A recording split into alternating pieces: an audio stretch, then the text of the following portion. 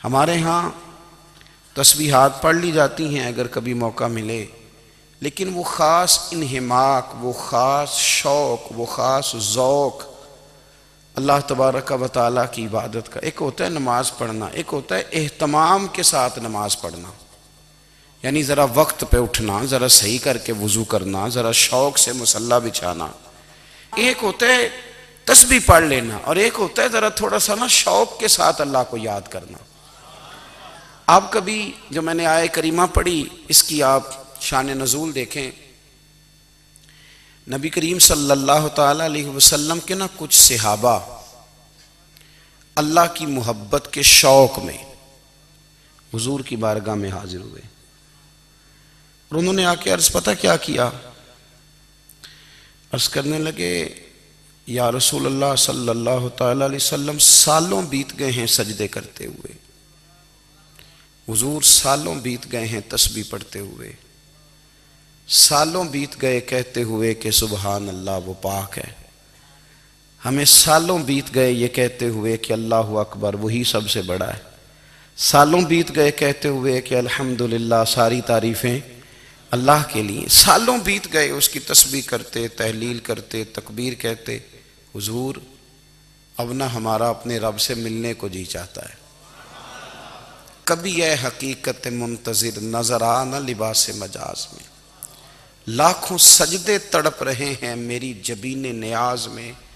اور اقبال کہنے لگے کہ تیرے عشق کی انتہا چاہتا ہوں، تو میری سادگی دیکھ کیا چاہتا ہوں، میرا ذرا سا تو دل ہے مگر شوق اتنا، میں وہی لن ترانی سنا چاہتا ہوں۔ میرا بھی دل کرتا ہے کہ اللہ میں تجھے کہوں میں تجھے دیکھنا چاہتا ہوں، جس طرح حضرت موسیٰ کلیم علیہ السلام نے کہا تھا، اور تو مجھے کہے کہ لن ترانی تو نہیں دیکھ سکتا، ذرا سا تو دل ہے مگر شوق اتنا، میں بھی وہی لن ترانی سنا چاہتا ہوں۔ پھر کہنے لگے بھری بزم میں راز کی بات کہہ دی، بڑا بے ادب ہوں سزا چاہتا ہوں۔ دیکھو سب لوگوں کے بیچ ہی میں نے یہ کہہ دیا۔ میرے عزیز صحابہ شوق میں، کتنے سارے لوگ ہیں آپ، کتنی ماشاءاللہ بڑی تعداد میں آپ آئیں، ہم بھی کبھی اس شوق میں گئے ہیں کہ ہمارے رب کو دیکھنے کو دل چاہتا ہے، ہمارا جی چاہے وہ کبھی ہمیں ملے، ہم کبھی اس کی زیارت کریں، اس کی بارگاہ کرم میں ہم حاضر ہوں۔ صحابہ نے عرض کیا یا رسول اللہ صلی اللہ تعالی وسلم ہمارا رب کہاں ہے؟ ہمارا اپنے رب کو دیکھنے کو جی چاہتا ہے۔ جب صحابہ نے یہ عرض کیا تو اللہ نے قرآن مجید نازل کیا، فرمایا وَإِذَا سَأَلَكَ عِبَادِي عَنِّي فَإِنِّي قَرِيبٌ، محبوب جب میرے بندے آپ کی بارگاہ میں آ کے میرے بارے میں پوچھیں نا تو ان سے کہہ دینا میں ان کے قریب ہی ہوں، قریب ہی ہوں۔ دلیل کیا ہے؟ آئی اذا دان، یہ جب بھی مجھ سے دعا مانگیں گے میں ان کی دعاؤں کو قبول فرماؤں گا، میں ان کے قریب ہوں، میں ان کے قریب ہوں۔ یہ جب بھی دعا مانگیں گے میں قبول کروں گا، میں ان کے قریب ہوں۔ اللہ تبارک و تعالیٰ کے بندے اللہ سے محبت کرتے، رب کی بارگاہ میں جھکتے، اس کو اپنے دکھ سناتے، اس کے پیارے محبوب صلی اللہ تعالیٰ علیہ وسلم کا وسیلہ لے کے اس کے حضور حاضر ہو جاتے، پیشانیاں سجدوں سے روشن ہوتی۔ ہم ہر چیز کے لیے وقت نکالتے ہیں، ہر چیز کے لیے، لیکن عبادت کے لیے وقت نہیں نکالتے۔ ہر شے آباد ہے، ہر شے، ہماری فیس بک بھی آباد ہے، واٹس ایپ بھی آباد ہے، ہمارے ٹویٹر بھی آباد ہیں، ہماری ہر چیز آباد ہے۔ سب سے کم آباد ہمارا مصلی رہ گیا ہے، سب سے کم۔ وہ لوگ اب ڈھونڈنے سے ملتے ہیں جن کی بغل میں مصلی ہوتا تھا۔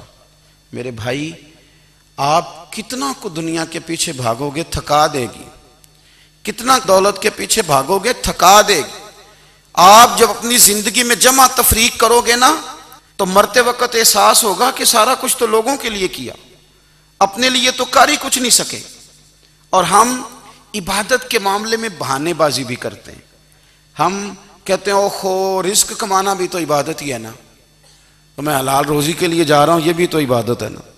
میری طرح کے لوگ کہہ دیتے ہیں کہ میں سویرے اٹھ کے مدرسے میں کچھ اسباق دیکھتا ہوں تو یہ بھی تو عبادت ہے، میں بیان کرنے کے لیے مطالعہ کرتا ہوں تو یہ بھی تو عبادت ہے نا، اتنے لمبے سفر کر کے ملک میں دنیا میں گھومتا ہوں تو یہ بھی تو میں عبادت ہی کر رہا ہوں۔ اب اسپیشل نفلوں کے لیے وقت کس طرح نکلے، اسپیشل کر کے تسبیح میں کیسے چلاؤں، میں سارا کچھ ہم بہانے بنا لیتے ہیں نا۔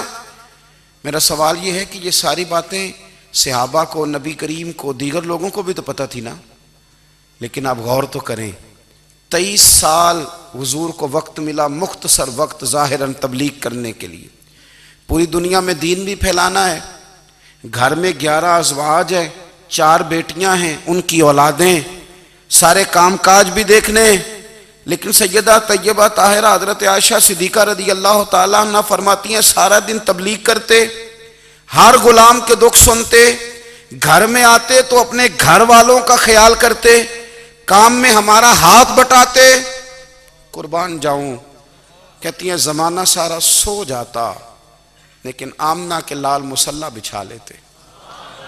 دنیا سو گئی، ساری سب سو گئے، جو خدام تھے، وہ جو غلام تھے، وہ سو گئے۔ صحیح مسلم نے لفظ ملیں گے، سیدہ پاک فرماتی ہیں او میرے نبی کے غلاموں، میں نے یہ رنگ بھی دیکھا ہے کہ حضور نے اتنا کھڑے رہے، اتنا قیام کیا، اتنا قیام کیا کہ مقدس پیروں میں ورم آ گئے، سوج گئے پیر، اتنے بڑے۔ دل پہ ہاتھ رکھ کے نہیں بتا سکتا کہ میرے کبھی نماز میں پیر سوج گئے ہوں، کوئی نہیں بتا سکتا۔ بچوں کی روٹی کماتے تھک گئے بات الگ ہے، ہم سیر کرنے گئے تو تھک گئے بات الگ ہے، لیکن عبادت میں یہ بھی تو مسلم شریف ہے نا، یہ بھی تو دین ہے نا، یہ بھی تو حضور کی سنت ہے، یہ بھی تو وہ چیز ہے جو کریم کی آنکھوں کی ٹھنڈک ہے۔ سیدہ فرماتی ہیں پیروں میں ورم آ گئے، اور ساری رات ہی حضور نے نماز پڑھی اور ایک ہی آیت بار بار دہرائی۔ مسجد نبوی میں بلال حبشی نے فجر کی اذان دے دی اور حضور ابھی مصلی پہ تھے، کریم فارغ ہوئے، میں نے عرض کی یا رسول اللہ صلی اللہ علیہ وسلم، آپ کے تو صدقے اللہ اگلے پچھلوں کے گناہ معاف کرے گا، تو آپ اتنی آہوزاری کیوں فرماتے ہیں؟ آپ تو شفیع ہیں، آپ تو انبیاء کے امام ہیں۔ تو حضور نے فرمایا عائشہ تم نے گنوایا ہے نا میرے اللہ کی مجھ پر کتنی رحمت ہے، افلا اکون عبدا شکورا، فرمایا اگر اس نے اتنی نعمتیں دی ہیں تو کیا میں اس کا شکر گزار بندہ نہ بنوں، میں شکر گزار بندہ نہ بنوں اس کا؟ پھر اگر اتنی نعمتیں اس نے دی ہیں، مجھے اتنا نوازا ہے، تو پھر میں اس کے سامنے سجدے نہ کروں؟ او میرے بھائی، بڑے قابل فخر لوگ ہیں ہم کہ ہم نبی پاک کے غلام ہیں، ہم قابل فخر ہیں کہ نبی کریم کے غلام ہیں۔ کیا کبھی اس غلامی کے شکرانے میں بھی 2 نفل پڑھے کہ یا اللہ تیرا شکر ہے تو نے ہمیں حضور کا غلام بنایا ہے؟ یاد رکھیں کہ اپنی روحانی زندگی کو آباد کریں، استغفار پڑھیں، تسبیحات کریں۔ حضرت عبداللہ ابن عمر رضی اللہ تعالیٰ عنہ حضرت عمر کے صاحبزادے، مکہ مکرمہ میں ان کی قبر ہے۔ میں نے جب انہیں پڑھا تو مجھے ان سے بڑا پیار ہو گیا، لیکن آپ کو پتہ ہے وہاں جا کے کسی شخص کا مزار تلاش کرنا یا پوچھنا ایک مشکل کام ہوتا ہے۔ تو ایک دفعہ میں مکہ شریف میں حاضر تھا، تو ایک گاڑی والا ڈرائیور مجھے کہنے لگا کہ مولانا میں آپ کو جانتا ہوں، مجھے آپ سے محبت ہے، ایک بات بتاؤں آپ کو؟ میں نے کہا بتاؤ۔ کہنے لگے حضرت عبداللہ ابن عمر کی قبر دیکھنی ہے۔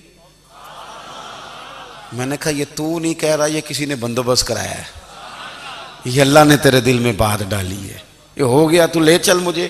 حضرت عبداللہ ابن عمر کو نبی پاک نے فرمایا تھا راجل صالح، یہ نیک بندہ ہے، یہ متقی آدمی۔ حضرت عبداللہ ابن عمر رضی اللہ تعالیٰ عنہ سیدنا فاروق اعظم رضی اللہ تعالیٰ عنہ کے صاحبزادے ہیں، اور ان کی ہمشیرہ سیدہ حفصہ رضی اللہ تعالیٰ عنہ حضور کی زوجہ محترمہ۔ ایک دن اپنی ہمشیرہ سے کہنے لگے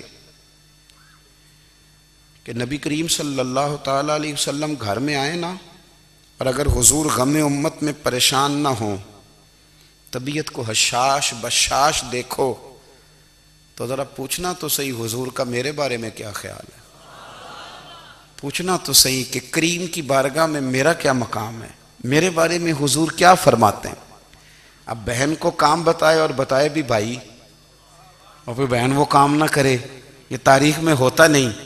حضرت عمر فاروق رضی اللہ تعالیٰ عنہ کی صاحبزادی ام المومنین رضی اللہ تعالیٰ عنہ فرماتی ہیں کہ میں تو بس منتظر تھی۔ انہوں نے تو کہا تھا نا کہ اگر تم حشاش بشاش دیکھو تو بات کرنا، لیکن حضور تشریف لائے، میری باری تھی، میرے گھر تشریف لائے، کھانا پیش کیا تو فوراً میں نے عرض کی حضور ایک بات پوچھنی تھی۔ تو حضور نے فرمایا پوچھئے۔ میں نے عرض کی حضور میرے بھائی عبداللہ ابن عمر کے بارے میں آپ کا کیا خیال ہے؟ نوجوانوں میری بات پہ غور کرنا، میرے بھائی کے بارے میں آپ کا کیا خیال ہے؟ تو نبی کریم صلی اللہ تعالیٰ علیہ وآلہ وسلم نے میری طرف دیکھا اور پھر حضور زیر لب تھوڑا مسکرائے، اور بریلی کے امام کہتے ہیں کہ حضور مسکرا دیتے تھے نا تو جو بڑا دکھی ہوتا تھا وہ بھی ہنس پڑتا تھا۔ اب سوال پیدا ہوتا تھا کہ پھر تو اس مسکراہٹ کے لیے انتظار کرنا پڑتا ہوگا کئی مہینے کہ حضور مسکرائیں تو رونے والے ہنسیں، تو اعلیٰ حضرت فرماتے نہیں، انتظار نہیں کرنا پڑتا، یہ مسکراتے رہنا تو حضور کی عادت ہے۔ جس کی تسکین سے روتے ہوئے ہنس پڑے اس تبسم کی عادت پہ لاکھوں سلام، یعنی یہ تو عادت ہے حضور کی مسکراتے رہنا، اس کے لیے انتظار نہیں کرنا پڑتا۔ بھائیو آپ خیال رکھیں گے، غور کریں گے، حضرت عبداللہ ابن عمر رضی اللہ تعالیٰ عنہ کے بارے میں پوچھا تو سیدہ فرماتی ہیں کہ نبی کریم صلی اللہ تعالیٰ علیہ وسلم نہ زیر لب مسکرائے اور فرمایا حفصہ تیرا بھائی ہے تو اچھا، لیکن میں نے سنا ہے کہ عشاء کی نماز پڑھتا ہے تو فجر تک سویا ہی رہتا ہے۔ او نوجوانوں، 10 بجے تک سونے کی بات نہیں ہوئی، 9 بجے تک سونے کی بات نہیں ہوئی، 11 بجے اٹھنے کی بات نہیں۔ حضور فرمانے لگے میں نے سنا ہے کہ عشاء کی نماز پڑھ کے سو جاتا ہے اور فجر تک سویا ہی رہتا ہے، اسے چاہیے کہ تہجد کے وقت اٹھا کرے، اللہ کی بارگاہ میں حاضر ہوا کرے، آہوزاری کرے، سجدے کرے، عبادت کرے، اٹھتا ہے اور فجر میں جا کے اٹھتا ہے۔ حضرت جناب حفصہ رضی اللہ تعالیٰ عنہ کہتی ہے میں نے جناب عبداللہ ابن عمر کو پیغام دیا اور میں نے کہا میرے جوان بھائی سن، نبی پاک نے فرمایا ہے تو اچھا پر تہجد میں نہیں اٹھتا، نفل نہیں پڑھتا۔ او میری ملت کے جوانوں، مزہ نہیں آ جاتا جب ساری دنیا سوئی ہو، ساری دنیا، اور بستر بھی گرم ہو اور نیند بھی پورا غلبہ کر رہی ہو، اور اچانک گھنٹی بجے دماغ میں، آنکھ کھلے، گھڑی پہ نظر پڑے، 3:30 4 بجے کا پیغام گھڑی بتائے، اور کوئی چڑھتی جوانی والا اٹھ کے وضو کرے، اور جب وہ مصلی کھول کے بچھائے تو مدینے والے محبوب کہتے ہیں کہ ہر نماز پہ رب ثواب دیتا ہے، اور جو اٹھ کے تہجد کی نماز پڑھے اسے دیکھ کے تو رب مسکراتا ہے، جو اس کی شان کے لائق ہے، جو اس کی شان کے لائق، وہ مسکراتا ہے، خوش ہوتا ہے کہ میرا بندہ تہجد میں اٹھ گیا، وہ مسکراتا ہے۔ کاش ہماری صبحیں کبھی اپنے مالک کے نام ہو جائیں، کاش کے صبح۔ حضرت ابو الحسن رحمۃ اللہ تعالیٰ علیہ حضرت معاذ ابن جبل رضی اللہ تعالیٰ عنہ کے پاس بیٹھا کرتے تھے، فرماتے ہیں ان سے جو پیار بڑھا تو پھر میرا مصلی سے بھی بڑھ گیا۔ تابعی ہیں، فرماتے ہیں صحابی رسول سے محبت ہوئی تو ذکر سے بھی ہو گئی، پھر درود شریف سے بھی ہو گئی، محبت ان سے بڑھی تو پھر اللہ نے مسجد کا پیار بھی بڑھا دیا۔ آپ فرماتے ہیں کہ میری ہر وقت طبیعت چاہتی تھی کہ بس اللہ اللہ کروں، بس اللہ اللہ کروں، بس نہ میں ذرا تھوڑی جان چھڑاؤں لوگوں سے، کوئی 10 منٹ ملیں تو میں کوئی 4 نفل پڑھ لوں، میں تھوڑا سا نہ بچوں لوگوں سے، اور مجھے تسبیح ملے تو میں نہ کوئی 400-500 دفعہ استغفار پڑھوں، سبحان اللہ، الحمدللہ، اللہ اکبر، لا حول ولا قوت الا باللہ، میں نہ تسبیحات پڑھوں۔ فرماتے ہیں کہ بچے تھے گھر میں 6-7، غربت تھی، کام ملتا کوئی نہیں تھا، اور میں کام چور نہیں تھا، کام ڈھونڈتا تھا، پر اللہ کی قدرت کے کام نہیں ملتا تھا۔ فرماتے ہیں کہ میں نے ایک دن اپنی اہلیہ سے کہا کہ آج میں پھر جاتا ہوں کام ڈھونڈنے، تو میری بیوی بڑی فرما بردار تھی، پر اس دن نہ غربت کے ہاتھوں تنگ آ کے کہنے لگی آج نانا کوئی تو چیز لے کے آیا، تو مجھ سے بچوں کی بھوک نہیں دیکھی جاتی، یہ سب روگاں دا روگ محمد جس دا نام غریبی، کنڈ بلا کے لنگ جاندے نہیں دوست یار قریبی. آج نہ کچھ لے کے آیا تو میں بچے لے کے میکے چلی جاؤں گی. شیخ فرماتے ہیں کہ میں بڑا پریشان گھر سے نکلا پر میں نے صبح سے لے کے زور تک کام ڈھونڈا, کام ملا کوئی نہیں. تو میرے دل میں خیال آیا چلو کام نہیں ملتا تو اللہ اللہ تو کرے نا, چلو بندوں کی مزدوری نہیں ملتی تو رب کریم کی عبادت ہی کرتے ہیں. فرماتے ہیں کہ میں نے نا فرات کے پانی سے وضو کیا, نہر کے, شدید دھوپ تھی, ساتھ ریت تھی اور ریت تپ رہی تھی. میں نے اپنا رومال وہیں مصلی کے طور پر بچھا لیا اور فرماتے ہیں کہ زور سے لے کر عصر تک نماز پڑھی. دھوپ بھی پورے زور پہ پر میرے سجدے کا ذوق بھی پورے زور پہ. فرماتے ہیں سورج بھی چمک رہا ہے اور رب کی عبادت کا ذوق بھی پورے زور پہ. میں سجدہ کروں تو پھر میرا اٹھانے کو جی نہ چاہے. میرے استاد لکھا کرتے تھے, یہ ان کا شعر ہے, وہ کہا کرتے تھے مجھے سوز دے, مجھے ساز دے اور مجھے نیم شب کا نیاز دے, دم سجدہ خود کو میں توڑ دوں, مجھے ایسا ذوق نماز دے. اور میں تیری بہار کا پھول ہوں, میں کھلا بھی ہوں تو تیرے لیے, مجھے میری شاخ سے توڑ لے, مجھے اپنی زلف کا ناز دے. بھائی فرماتے ہیں کہ عصر تک میں نے نفل پڑھے, دل ڈھلنے لگا, عصر کی نماز پڑھی اور میں وہاں سے چلا. اب میں جب نکلنے لگا تو دل میں خیال آیا کہ چھوٹی چھوٹی دیواریں ہیں گھر کی, بغیر کچھ لیے جاؤں گا تو بیوی دور سے دیکھے گی تو شور کرے گی کہ پھر خالی ہاتھ آ گیا ہے. کہتے میں نے اپنے اسی رومال میں جس پہ میں نے نماز پڑھی تھی نا, رومال میں کی آخی دے پنجابی جو صافہ کہتے ہیں, اسی میں نا میں نے کچھ ریت بھر لی کہ وہ دور سے دیکھے گی تو سمجھے گی کچھ لے کے آیا ہے, چلو جا کے اسے بتا دوں گا کہ آج پھر مزدوری نہیں ملی. کہتے ہیں وہ ریت لے کر جب میں گھر میں گیا تو پہلے بیوی دروازے پہ کھڑی ہوتی تھی, پوچھتی تھی خالی ہاتھ آ گئے ہو, آج میں نے دیکھا تو ہے ہی کوئی نہیں. فرماتے ہیں میں اندر داخل ہوا, سلام لیے, کونے میں نے وہ رومال رکھ دیا اور میں نے آواز دی کہ بھلی مانس کہاں ہو؟ تو وہ کہنے لگی آپ منہ ہاتھ دھو لیں, میں روٹی لے کے آئی. میں نے کہا روٹی کہاں سے آ گئی, یہاں تو کئی دنوں کے فاقے, تو کئی دنوں کی غربت ہے, یہاں تو اس گھر میں تو فقیری ہے. فرماتے ہیں کہ وہ روٹی لے کے آئی اور اس وقت کی جو موجودہ نعمتیں تھیں, سمجھ لیں سلاد, اچار, ہر چیز ساتھ لائی. میں نے کہا کہ بچے کہاں گئے؟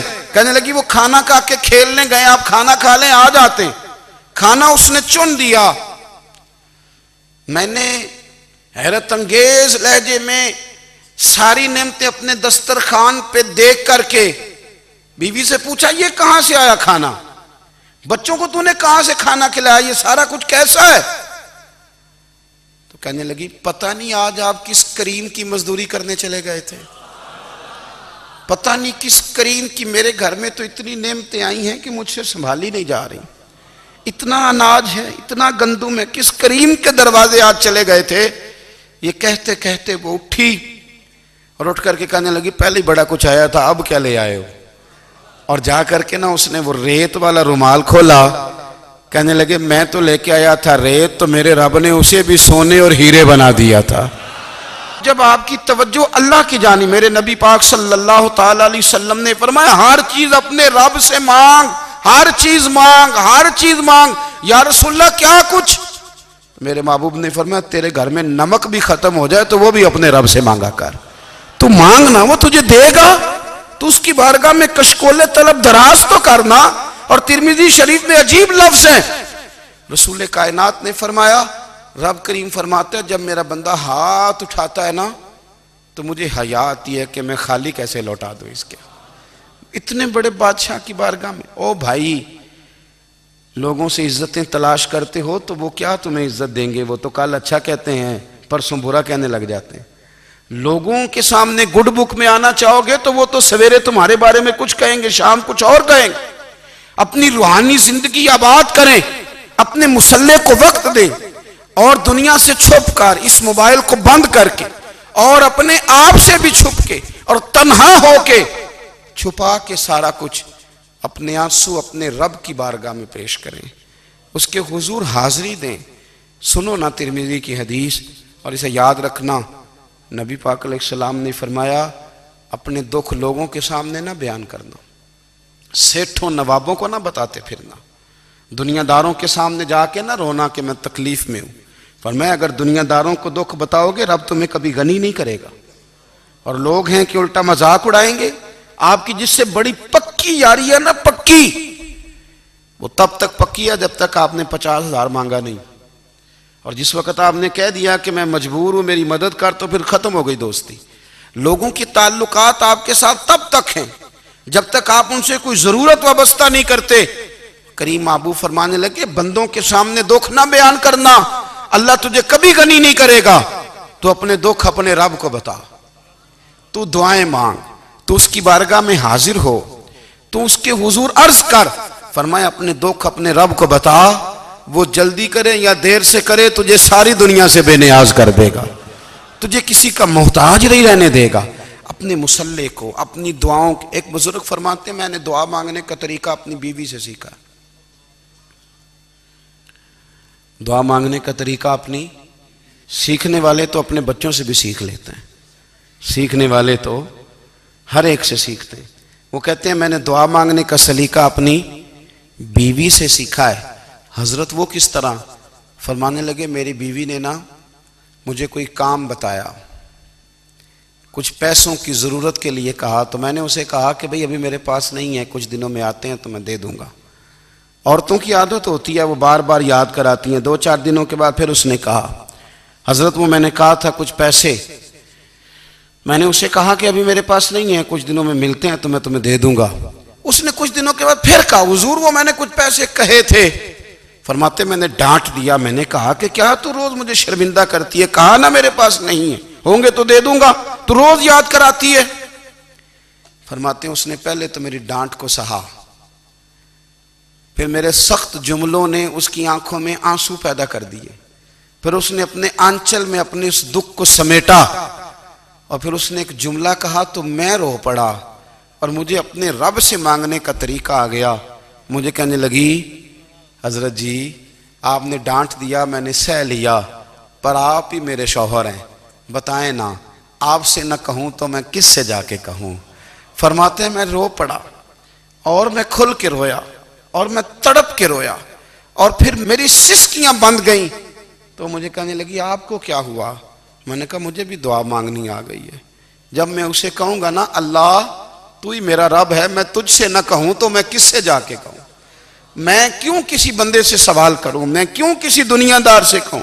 میں تیرے بندوں کا، نیک بندوں کا وسیلہ لے کے، تیرے محبوب کی غلامی لے کے تیری بارگاہ میں آیا، تجھ سے نہ مانگوں تو کس سے مانگوں؟ سمجھ آ گئی ہے جب میں اس رنگ میں مانگوں گا تو پھر رب میرے اوپر بڑا ہی فضل فرمائے گا، وہ میرے اوپر بڑی رحمت کرے گا، وہ میرے لیے آسانیاں کرے۔ عزیز دوستو ہم اس طرح کرنے لگ گئے ہیں کہ ہم نے نا اپنے تعلقات پر اعتماد کرنا شروع کر دیا ہے۔ میرے تعلقات بہت ہیں، ہم نے اپنی دولت پر اعتماد کرنا شروع کر دیا ہے، میرے پاس دولت بہت ہے۔ ہم نے اپنے علم پر، اپنی شہرت پر اعتماد کرنا شروع کر دیا ہے کہ میرے پاس فلاں چیز بہت ہے۔ یاد رکھنا جب بے نیاز اپنی صفت بے نیازی دکھاتا ہے تو بڑی بڑی دولتوں والے مجبور نظر آتے ہیں۔ بھائیو جب انسان کا رشتہ اپنے مالک کے ساتھ ہوتا ہے پھر تو غم بھی کچھ نہیں کہتے، پریشانیاں بھی کچھ نہیں کہتی، پھر تو زندگی صبر والی، پھر تو زندگی توکل والی، پھر تو زندگی بھروسے والی، پھر انسان اپنے آپ کو رسوا نہیں کرتا، دنیا داروں سے امیدیں اس کی ختم ہو جاتی، امیدیں اللہ رسول سے لگا لیتا ہے، مضبوط ہو جاتا ہے، مضبوط، طاقتور ہو جاتا ہے، خوددار ہو جاتا ہے، باوقار باعزت ہو جاتا ہے۔ حضرت بہلول دانا رحمت اللہ علیہ بیٹھے تھے تو ہارون رشید حج کر کے آ رہا تھا، تو رستے میں حضرت شیخ سے ملاقات ہو گئی، تو السلام علیکم کے بعد کہنے لگا حضور کوئی حکم ہو تو بتائیے گا۔ تو حضرت بہلول دانا فرمانے لگے تیرا رب کون ہے؟ اس نے کہا اللہ۔ تو فرمایا میرا کون ہے؟ کہا اللہ۔ فرمانے لگے تو بڑا ہی بیوقوف ہے، کیا تو یہ سمجھتا ہے کہ رب ہارون رشید کو تو دے گا اور بہلول دانا کو بھول جائے گا؟ تیرا بھی وہی رب ہے، میرا بھی وہی رب ہے، اس نے اگر تجھے دے کے آزمایا ہے تو ہو سکتا ہے مجھے نہ دے کے آزما رہا ہو، جب اس کی حکمت کے تقاضے ہوں گے تو عطا کرے گا اور دے گا، تو جا اپنا کام کر۔ بھائی اپنی روحانی زندگی، اپنی عبادات، اپنے وظائف، اپنے روزمرہ کے معاملات، اپنی دعائیں، اپنا استغفار. دیکھو کوئی مشکل کام تو نہیں، 2 رکوع ہیں سورہ واقعہ کہ اگر رات کو پڑھ لی جائے تو. میں کس طرح یہ بات بیان کروں کہ تعویذ بانٹنا آسان ہے اور وظیفہ بتانا مشکل ہے. سارا دن تعویذ بانٹیں تو لوگ لینے کو تیار ہیں، اور اگر آپ وظیفہ بتائیں تو کہتے ہیں تو مشکل کام ہے. او خدا کے بندے، اگر آپ کا تعلق قرآن پاک کے ساتھ مضبوط ہو، قرآن پاک کے ساتھ اگر آپ کا رشتہ ہو، لوگ سفارشیں ڈھونڈتے ہیں نا دنیا میں، کوئی تعلق مل جائے تو میرا کام ہو جائے. دنیا میں اتنا مشکل معاملہ ہے، آخرت میں مجھے بتائیے گا کتنا مشکل معاملہ ہوگا. میرے نبی پاک صلی اللہ تعالی علیہ وسلم نے فرمایا جو لوگ سورہ ملک پڑھا کرتے تھے نا، سورہ ملک، یہ سورت ملک قیامت میں ان کی سفارش کرے گی، اور اس طرح کرے گی کہ کہے گی اے اللہ یہاں اس بندے کو جنت میں داخل کر دے یا مجھے قرآن پاک سے علیحدہ کر دے. تو رب فرمائے گا جا اس کا دامن تھام کے اسے جنت تک پہنچایا. آپ بات کو سمجھیں، جب آپ کے تعلقات اپنے معاملات کے ساتھ مضبوط ہوں گے، یہ نبی کریم نے وعدہ کیا ہے کہ تو سورت واقعہ پڑھ تیرے گھر میں فاقہ نہیں آئے گا. حضرت عبداللہ ابن مسعود رضی اللہ تعالیٰ عنہ بیمار تھے تو حضرت عثمان غنی رضی اللہ تعالیٰ عنہ تیمارداری کے لیے تشریف لے گئے اور جا کر کے کہا کہ آپ بڑے بیمار ہیں، آپ کی بیٹیاں زیادہ ہیں، میں چاہتا ہوں کہ خزانے میں سے کچھ مدد کروں. تو سیدنا عبداللہ ابن مسعود رضی اللہ تعالیٰ عنہ اٹھ کے بیٹھ گئے اور کہنے لگے امیر المومنین، اللہ آپ کو میری طرف سے، میری بیٹیوں کی طرف سے بہتر صلہ دے. میری بیٹیوں کو کسی خزانے کی ضرورت نہیں، میں نے انہیں خزانہ دے دیا ہے. کہا جناب آپ نے کون سا خزانہ دیا ہے، میں آپ کے مالی معاملات کو جانتا ہوں. تو فرمانے لگے امیر المومنین، میرے نبی کریم نے فرمایا ہے جو سورت واقعہ پڑھے اسے کبھی فاقہ نہیں آتا. میں نے بیٹیوں کو یاد کرا دی ہے، یہ خزانہ میں نے انہیں دے دیا ہے. وہ سارے والدین سنیں جو بیٹیوں کے لیے پریشان رہتے ہیں. حضرت عبداللہ ابن مسعود نصیحت کر رہے ہیں، فرمانے لگے میں نے سورت واقعہ یاد بھی کرا دی ہے، پڑھنے کی عادت بھی ڈال دی ہے. حضور نے فرمایا ہے جو سورت واقعہ پڑھے اسے فاقہ نہیں آتا. کہنے لگے چاند تو اپنی جگہ چھوڑ سکتا ہے، سورج گر سکتا ہے، تارے ٹوٹ سکتے ہیں، پر مدینے والے رسول کی بات غلط نہیں ہو سکتی. حضور نے فرمایا فاقہ نہیں آئے گا تو انشاءاللہ کبھی بھی نہیں آئے گا. کرنے کا کام یہ ہے کہ ہم اپنے معاملات، اپنی عبادات، اپنی دعائیں، کبھی 10 منٹ عادت ہو جائے نا دعا مانگنے کی علیحدہ سے رات کو. حضور نے فرمایا جو فرض نماز کے بعد دعا مانگے اللہ اس کی قبول کر لیتا ہے. نبی پاک صلی اللہ تعالی علیہ وسلم نے فرمایا اللہ مسافر کی دعا قبول فرماتا ہے. حضور نے فرمایا اللہ مظلوم کی دعا قبول فرماتا ہے. حضور نے فرمایا بیمار سے دعا کراؤ اللہ اس کی دعا قبول فرماتا ہے. میرے نبی پاک نے فرمایا ماں باپ جب بھی اولاد کے لیے ہاتھ اٹھائیں، ویسے تے بلے شاہ تو آسمانی اڑ دیاں ہی پھڑ دیں، جڑا گھر بیٹھا انہوں بڑھیا ہی نہیں. حضور فرمانے لگے ماں باپ جب بھی اولاد کے لیے دعا فرمائیں اللہ ان کی دعا کو قبول کرتا ہے.